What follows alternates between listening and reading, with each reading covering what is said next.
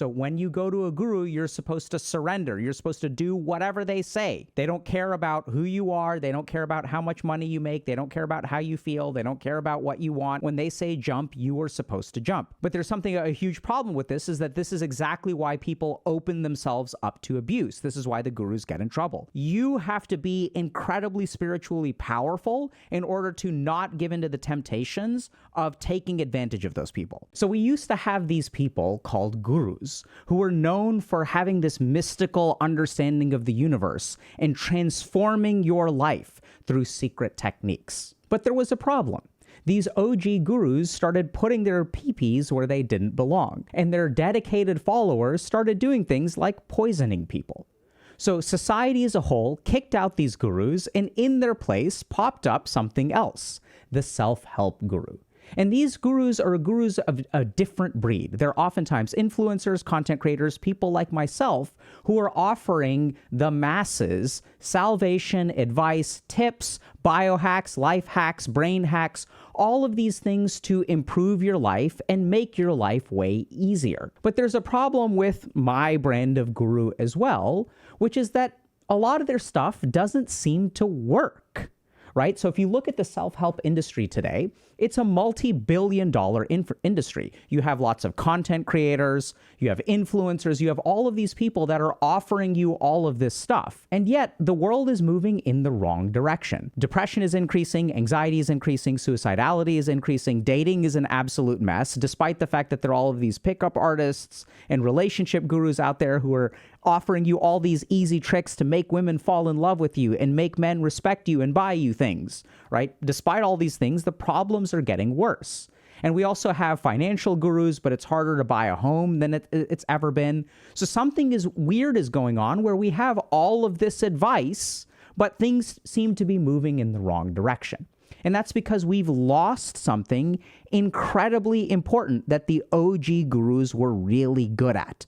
There was something that they did that allowed them to transform their shishyas or disciples, which us self-help gurus don't have the capacity to do. In order to understand the difference, we have to unpack how self-help gurus work, and then we will discover a pathway to transforming ourselves, okay? And this is something that I have some interesting insight into because, here right now I am sort of filling the role of a self-help guru, but in my day job, I actually have a job of helping human beings as a psychiatrist. And there are a couple of big differences between those two things. And once we understand how change actually happens, we will be equipped to make change in our own lives that will be transformative, okay? So let's start with clinical psychiatry. So here is you, and here is the change that you want to make. So there's one thing that we sort of discovered in clinical psychiatry, which is that most human beings are ambivalent. Now, what does that mean? That means that most human beings don't just want to go in one direction. They want to go in two directions, right? I want to eat healthy, but I also want to eat unhealthy. Now, the problem with this is that when we look at most self-help gurus, what do most self-help gurus offer? They say, hey, I will teach you how to eat healthy. I'm going to make it easy for you, right? Sign up for my course of $699, and I will teach you all the recipes and all the things, and I will give you all of the benefits. I will teach you everything. It'll be very easy. So what they tend to do is emphasize benefit and don't really talk about the cost, right? So you can look at, let's say a fitness influencer.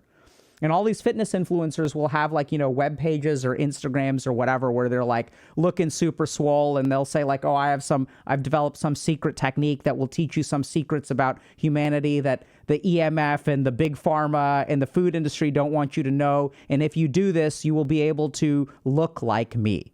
Whereas if you really look at if you want to get in shape and you want to look like those fitness influencers, really what you need to do is go to the gym 4,000 times. You need to work out for 5 years in a row, 10 years in a row, and then you will look like that. But the problem is that doesn't sell, right? The only real hack, there is a fitness hack, to be honest, but there's a really good fitness hack. The problem is that it's anabolic steroids and injecting your butt with growth hormone and shit like that. That's really the only fitness hack we have on the planet. Everything else is hard work.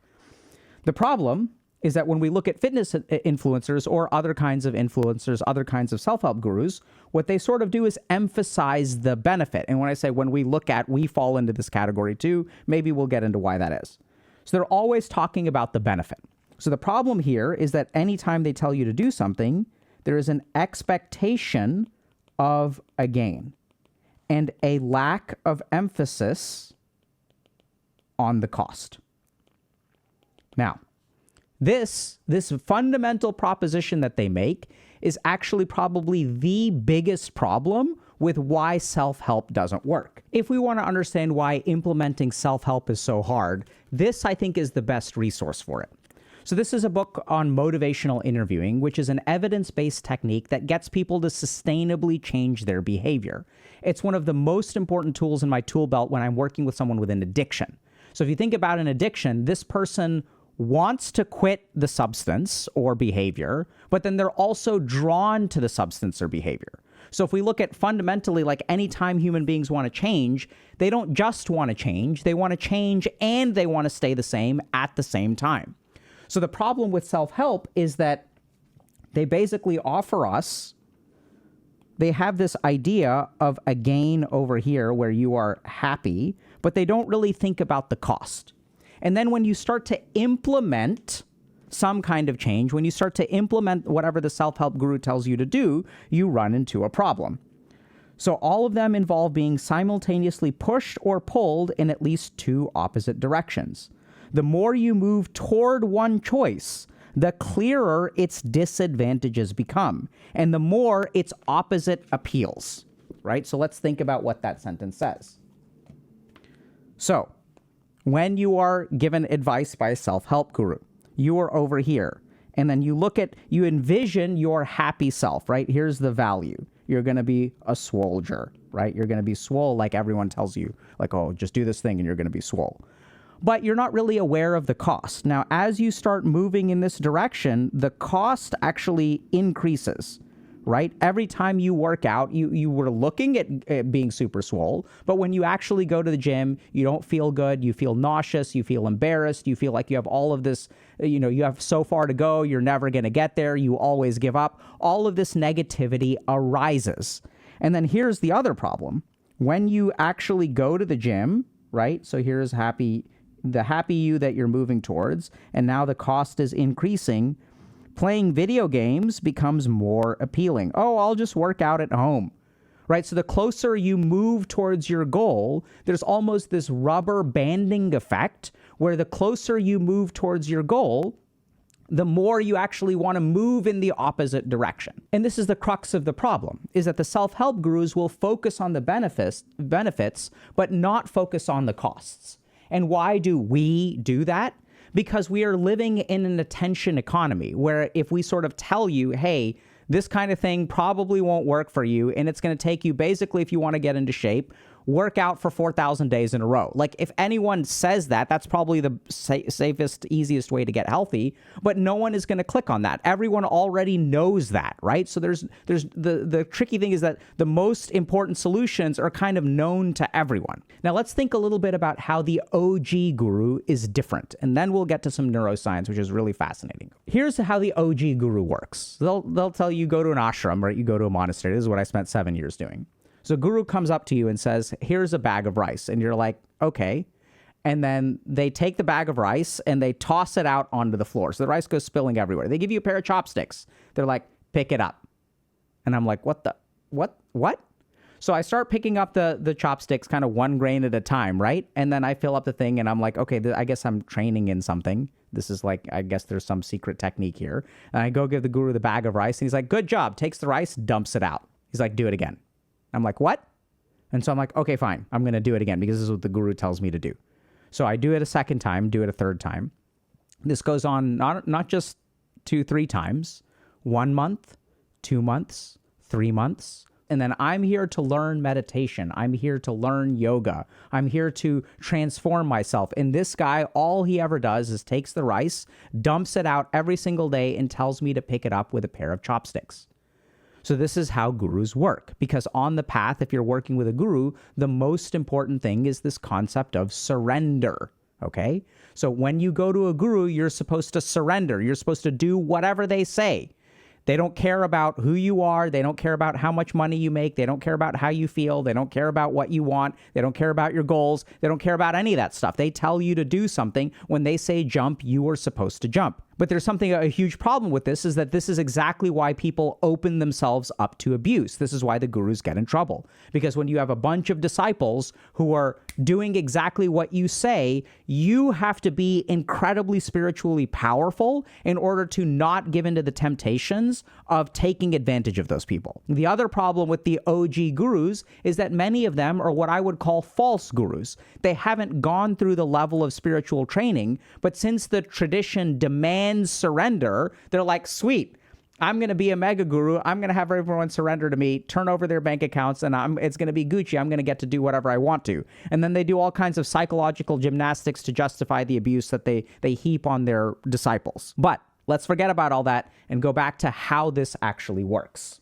If we want to understand why this is so effective, okay, we have to understand how behavior happens, how we take action. You have an action that you're thinking about taking, and your brain has all of these circuits that are influencing whether that action happens or not. So the first thing that we're going to talk about are the frontal lobes. These things are responsible for planning and executing long-term goals, right? So these people like doctors who are like, when I'm 16 years old, I decide I'm going to be a doctor. And then I have a goal that for the next couple of years, I'm studying really hard on my college entrance exams. I'm working really hard in college. I'm pre-med. I get a 4.0. I take the MCAT. Then I apply to med school. Then I go through med school. Then I go to residency. Then I'm a surgeon at one of the top programs. I spent 5 years doing that. So there are some people who are capable of, at the age of 16, deciding that they want to be a surgeon and spend 2, 6, 10, 15 years moving towards that goal. And then they end up as a freshly minted surgeon and they've succeeded in their goal. They've been focusing on that for 15 years. So the frontal lobes are also where a lot of our shoulds come from. So we know that we should be working out, eating healthy, maybe working on this coding certification, maybe polishing up our resume, maybe networking a little bit more, right? So this influences our action. The problem is that we have other things that influence our action as well. So let's take a look at our emotional circuitry, right? So if I feel anxious, instead of talking to people and tolerating it, I pull out my cell phone. If I'm feeling ashamed of myself, I won't go to school. I literally had that problem. I skipped, 3 days of Spanish class because I was playing too many video games. And then on day 4, you feel stupid just walking in, right? Like you just missed 3 days. People are going to ask you where you were. You don't want to lie. Do I pretend to have a cough? These are the kinds of thoughts that I used to have. And then 4 days go by and then day 5 becomes harder.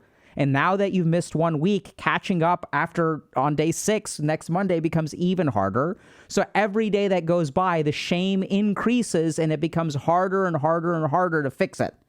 So we have emotional circuitry that influences our actions.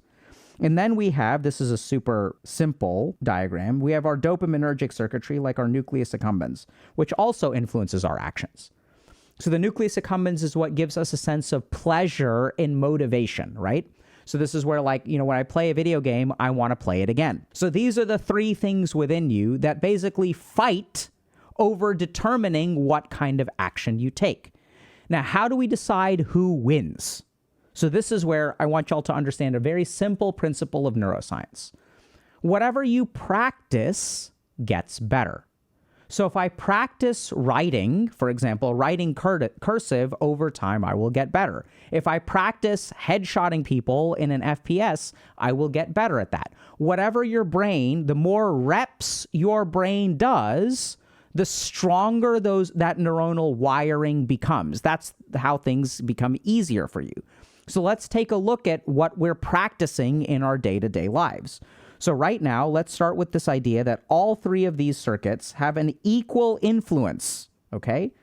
So they sort of have an equal amount of stuff going into and influencing our behavior. When I do something fun, right? So when I play a video game, what does that actually do? It strengthens the connection between the nucleus accumbens, and my final behavioral decision making, right? So I'm sort of expanding it. You can think about it like a pipe. And now I've strengthened this. And so now the dopaminergic circuitry is controlling more of my behavior. I've activated my dopaminergic circuitry. I played a video game once, then I want to play it again, then I want to play it again. So what I'm actually doing is I'm increasing the size of the nucleus accumbens effect on my overall behavior. This is also why people fall into problems like polysubstance use, right? So we think about addiction as a genetic predisposition. Oh, alcoholism runs in my family, so I'm prone to alcohol addiction. But if you look at a lot of people, the majority of the people in the world today, they're not just vulnerable to alcohol, they're polysubstance addicts. We're not just vulnerable to marijuana, we're vulnerable to marijuana and video games and pornography and alcohol, right? So we're vulnerable to all of this stuff. Why is that? How can we be vulnerable to all of these things? Do we have a genetic predisposition to all of them? Absolutely not. Each time we engage in these things, we are essentially practicing letting our dopamine control our behavior. This is also what we see in addiction, right? The more that you use, the harder it gets to quit, the more it influences your action. But it's not just dopamine. We can also look at our emotions. So if I'm socially anxious and I let that behavior control me, and then I'm at a party and I go to the corner and I pull out my phone, what am I essentially doing? I'm increasing the effect of emotions on my behavior. So now that I gave in to my emotions, right, I'm letting that activation dictate my behavior. And as a result, what happens? The impact of my emotions on my behavior actually increases.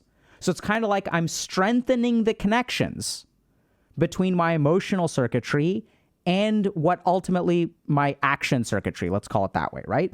So now the more that I give into these things, the stronger of an effect they have on which action I end up taking. So this is where the self-help problem becomes actually super apparent.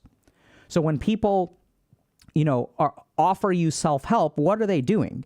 They're actually appealing to your dopaminergic circuitry. They're appealing to reward. They're saying, hey, if you do this thing, you will get some huge benefit. Or if you're looking at someone like a pickup artist or someone who's going to teach you how to socialize, they're saying, hey, if you take my course, we will teach you how to socialize and be really good at things. The problem is that what they're actually doing is they are appealing to your emotional circuitry and your dopaminergic circuitry. They're talking to you all about the benefit. And since our circuitry is already primed this way, we sort of come into these things with this expectation that we will get some kind of benefit. Now, here's the problem. Okay, so let's say they say, hey, if you do this thing, you will be successful. Sign up for my stock analysis course and you will make lots of money. So then you sign up for the course, okay? You sign up for the course, and then there's a problem because as you engage in these actions, you don't instantly become successful, right? You don't become successful overnight. So you don't actually get a huge amount of dopamine. You just get a tiny little bit of dopamine. And since you have this gigantic pipe which has very little flowing through it, then you don't engage in the action because this is not it's not actually triggering action because the dopaminergic signal is so small. They promised you all this stuff and they don't deliver very well, which is why there's a multi-billion-dollar self-help industry, because if they delivered, then you wouldn't need them anymore, right? So this is what I've seen as a psychiatrist. I work with most of my patients for 12 to 18 months at a time. That's kind of the average, right? Some people are a little bit less, but it takes about 12 to 18 months. And why is it 12 to 18 months? Because we're done at that point, right? They've figured out what their conflict is with their mom. They've learned how to set boundaries. They've figured out what the problems are with the way that they date people. They figured out how to be more assertive. They've conquered their anxiety. So we're kind of done and they move on. But what happens in the self-help industry is that you have a circuitry that's already primed for benefit. They deliver very little benefit, and then your motivation is not there because these are the two circuits that are actually controlling your actions. Now, let's look at what a guru does. Picks up the bag of rice, throws it on the ground, says, pick it up. How do you respond to this? So the first thing that happens is you get angry. So you get a lot of negative emotion coming in saying, no, I don't want to pick it up, right? Then there's also an aspect of ego here, which is going to influence your behavior. And then, so then you have a choice, right? So when the guru says you have to surrender completely, you do what the fuck, whatever the fuck I say, I don't want to hear anything. You do what I say. So you do it once, okay? And then, so what happens? That anger within you is telling you, don't listen, don't do it. But you control that anger, you use your frontal lobes, and you end up acting anyway. So when you feel angry and you restrain that anger, and there's no benefit, there's no point to doing this, right? There's no benefit for you. How is this going to change your brain? So this is going to strengthen your frontal lobes, and you will actually shrink your emotional circuitry. So each time you do this, what's happening? You started out this way, right? Because you came in from all the self-help crap, and then it's going over here, and then you do it for 3 months, and then it ends up this way. And then you kind of end up with a brain where your rage and what makes you angry has very little influence on your action. And similarly, since you are working really hard, right, you're controlling the other parts of your brain, then what happens is your frontal lobes are really, really potent, right? They're coming in, now they're huge. And since this activity doesn't help you at all, you are shrinking the dopaminergic circuitry's effect on your brain. So now, I know it sounds kind of insane, but what's really going on here is you are changing the drivers of action, right? Because the guru says something and there's no benefit for you. There's no benefit that your brain sees, and you train yourself to do it anyway. It feels frustrating. That's literally why they do it that way, right? They want to induce the frustration. There can't be any benefit. The whole point is for there to be zero benefit and for it to be frustrating. And the more that they put you in that situation and force you to act, they're teaching you how to practice controlling yourself. And once you have a brain like this, then any kind of action in the external world becomes incredibly easy. Oh, there's no immediate reward for me working hard at work? No problem. I am in control. Oh, this thing feels socially uncomfortable. I feel anxious. No problem. My brain is used to all kinds of negative emotions and overcoming them and controlling them anyway. This is how a guru works. The problem is that in order for this to be successful, we have to surrender, right? We have to give up our ego. We have to let go of our emotions. We even have to let go of advantages. We have to kind of put ourselves last and trust the guru. Because when we surrender, we put themselves fully in that. And that's literally what allows us to engage in these behaviors that are completely useless. This is another great example of this, which is that, so I thankfully this didn't happen to me, but there was a great Zen master who had the habit of smacking his disciples with sticks when they meditate. And then they'd be like, and then what would happen is the people would like start to develop like some kind of trauma related to it, or like a trauma response where now you're anticipating it. Now you're looking out for the master. You're wondering, is he hiding over here? Is he hiding over there? He pops out behind the bushes, smacks you. You're asleep. He smacks you. So he's been doing this for 30 years. He's been catching disciples. His like sneak attack bonus is super huge. His hide in shadows and his move silently are like through the roof, right? Because he's like one of these ninjas and masters. And so he's smacking you so much all the time. And then something happens. You start to prepare yourself. You tighten yourself up during meditation. You're waiting for it. You're ready for it. And then he doesn't do anything. 5 days go by. Hasn't smacked you. You're like, oh, whew, maybe he's done. Smacks you just when you let your guard down. And so then eventually what happens is the disciples learn one thing. The first is that smack isn't that bad, right? He's not trying to hurt you, actually. He's just trying to fuck with you. And so eventually what you discover, you come to one really amazing understanding. Look, the master is just going to do this occasionally. Some days it'll be more, some days it'll be less. It doesn't affect my meditation. It doesn't affect what I eat. It doesn't affect how I sleep. Like, yeah, it disturbs me a little bit, but like whatever, right? So I can continue to live my life and the master can do whatever the hell he wants to. There's some small inconvenience. It doesn't really bother me that much. If he smacks me, he smacks me, whatever. I'm going to just like do my thing. He can smack me as much as he wants. Imagine how that changes your life. So you learn some degree of surrender. You learn, hey, sometimes shit happens. I am not going to let the things that life sends my way disturb me. I'm going to keep my eye on the prize. And I'm going to let him do whatever he wants to. I don't really care. When that person leaves the monastery and bad stuff happens to them, they don't crumble. They don't fall apart. They become increasingly resilient. This is the original transformation that we talked about at the beginning of the video. People are transformed by gurus. They become different people. It's like the stuff that bothers and knocks down all the other people in life.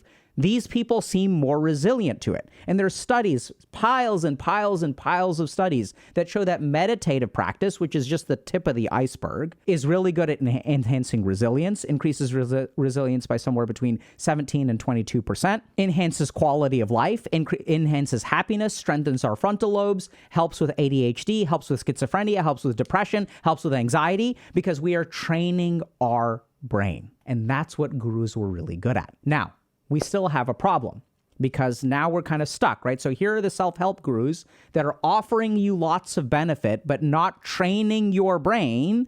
Therefore, the moment that you engage in their stuff, the costs start to rise, which you weren't expecting at the very beginning. The more the costs rise, the harder it is to stay motivated. Why is it harder to stay motivated? Because your brain is dopaminergically controlled. And the more that you move towards that goal, the more the rubber banding effect kicks in. And the more that you want to, I don't really like working out. Sure, I did it for a week, but let me take a week off, right? I want y'all to think about that. I've earned a break.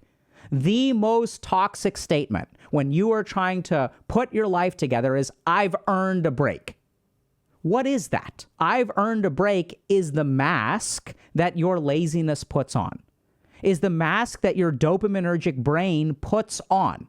Right? So it says, oh, I did this thing. Now what I really want to do is play video games. So let me come up with an excuse. It is the dopaminergic vulnerability in your brain that is now putting on this mask that feels positive. I've earned a break. Earned it. Yeah, good. I did a good job. I've earned a break. Everyone deserves a break. That's where the guru steps in. The guru's like, you don't deserve shit. You picked it up, the bag of rice 1,000 times. Let's do 1,001. But there's a problem because today we don't know what is a good guru and what is a bad guru. So many gurus have taken advantage of so many people. So what do you do? How do you solve this problem? Is it that you should go find some guru and devote yourself to them? No, you're going to get taken advantage of, just like most of the people in the world get taken advantage of, because the number of false gurus in the world far outweighs the number of real gurus.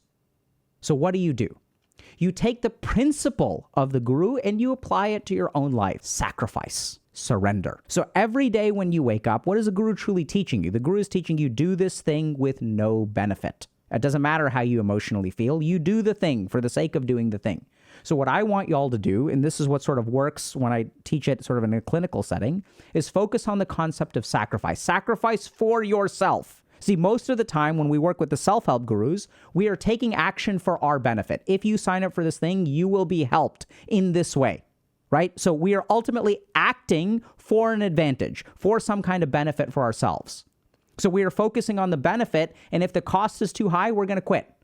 Instead, what we need to do is sacrifice. Sacrifice for yourself. Do this thing today. But this is the tricky thing. Normally, when we focus on discipline and working hard, we think about how this will help me tomorrow. I'm working out so I can get my beach bod. I'm working hard so I can retire early. I'm learning about stocks so that I can buy a yacht. We are always thinking about our benefit anytime we take an action. The key thing that a guru teaches you is how to stop thinking about your benefit. So if we can duplicate that, we don't need a guru. I mean, you still may need a guru, but that's a conversation for a different day. So sacrifice for yourself. Today, when you wake up, think about all of the things that you're going to be doing and think about why you're doing them, but don't do them for yourself. If you're going to eat healthy, you're not eating healthy for yourself. You're eating healthy for a future you. You are going to pay the price today so that someone later can wake up one day in your body and feel good about their life. You are giving a gift to the future version of yourself. And this is the most important thing to remember. You will never benefit from it. The moment that you adopt this attitude of sacrifice, I'm going to do this for future me. I'm going to do this for future me. You have to squeeze out any kind of benefit for yourself, because if you are in your mind thinking about a benefit from yourself, then what'll happen is you deserve a break, right? And the opposite of this is true all the time. We think about procrastination. We think about how far behind. What's the problem with procrastination? The problem with procrastination is present you is screwing over future you. Present you doesn't give a shit about future you. And when you are suffering in procrastination, do you look back and think to yourself, man, I'm so glad I wasted 6 years of my life playing video games. That was such a great use of my time. Man, this is amazing. All of the happiness from the past 6 years outweighs my suffering today. You're going to look back and you're say, man, what a great life lived. So what does that tell us? That tells us that the future you is not really you. It's a completely different person. The sacrifice that you experience today is going to be of benefit for a completely different human being. This is the main thing that gurus teach you. So when you think about your life today, when you think about taking an action, don't think about the benefit. Just think about the price. Just think, today I'm doing this for someone else to benefit, for the benefit of a future version of myself. When will that future version come? If y'all have been paying attention, you'll figure out the answer. Hey y'all, hope you enjoyed today's video. We talk about a bunch of topics like this on the channel, so be sure to subscribe for more. If you're already subscribed, GG, and we'll see you in chat.